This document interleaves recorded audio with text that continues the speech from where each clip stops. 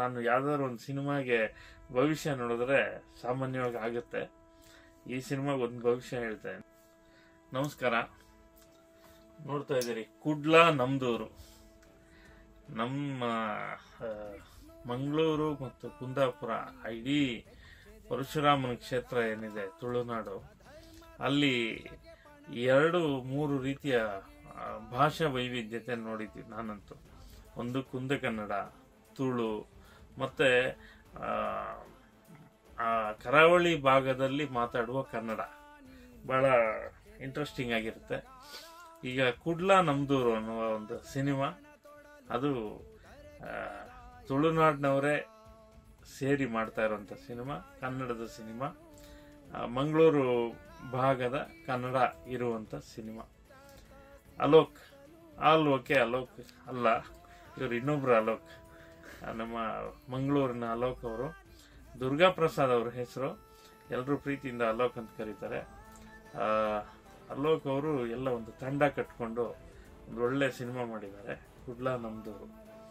ಈ ಸಿನಿಮಾದಲ್ಲಿ ಪ್ರೀತಿ ಮತ್ತು ಎಮೋಷನ್, ಅಣ್ಣ ತಮ್ಮನ ಎಮೋಷನ್ ಆಗಲಿ, ಮತ್ತು ಮ್ಯೂಸಿಕಲ್ ಆಗಿ ಇರುವಂಥ ಸಿನಿಮಾ ಇದು. ಮ್ಯೂಸಿಕ್ ನಮ್ಮ ನಿತಿನ್ ಶಿವರಾಮ್ ಅವರು. ಈ ಹಾಡು ದೊಡ್ಡ ಹಿಟ್ ಆಗುತ್ತೆ. ಒಂದು ಹಾಡಿದೆ, ಆ ಹಾಡು ನೀವೆಲ್ಲರೂ ಹಿಟ್ ಮಾಡೇ ಮಾಡ್ತೀರಿ. ನಾನು ಬರ್ದಿದ್ದಲ್ಲ, ನಿತಿನ್ ಅಂತ ಒಬ್ಬರು ಬರ್ದಿರೋದು. ಕರೆಕ್ಟಾ?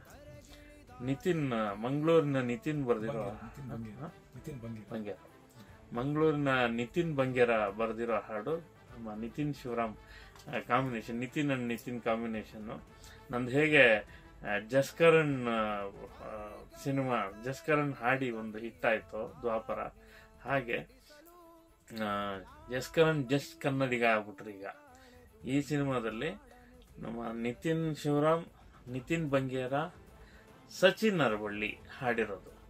ಸೊ ಒಂದು ರೀತಿಯ ವಿಶೇಷವಾದ ಕಾಂಬಿನೇಷನ್ ಇದು. ಹಾಡು ದೊಡ್ಡ ಹಿಟ್ ಆಗುತ್ತೆ. ಇನ್ನೊಂದು ಹಾಡಿದೆ, ಪ್ರೀತಿಯ ಹಾಡು, ಒಂದು ಬೇರೆ ರೀತಿ ಎಮೋಷನ್ ಹಾಡು.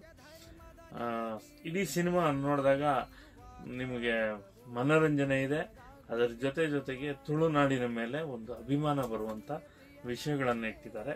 ಸಿನಿಮಾಗೆ ಒಳ್ಳೇದಾಗ್ಲಿ, ಕುಡ್ಲ ನಮ್ದೂರು ತುಂಬಾ ದೊಡ್ಡ ಹಿಟ್ ಆಗ್ಲಿ ಅಂತ ಆಶಿಸ್ತೀನಿ.